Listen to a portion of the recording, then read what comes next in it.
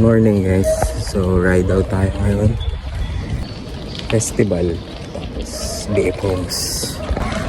So there are simple ways that we can do to assess for we to know if the coffee is good or not.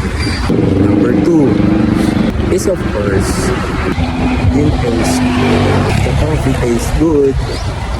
Siyempre balance yan. May flavor notes. The taste, the difference, nutty, fruity.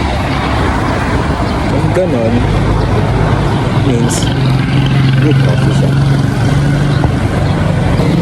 Kapag bad coffee naman, of course, ang lasa niya, bitterness lang. So, wala siyang ibang characteristics, wala siyang ibang character, bitterness lang. Sometimes mapakla, sometimes lasang lupa. So, that's a bad coffee.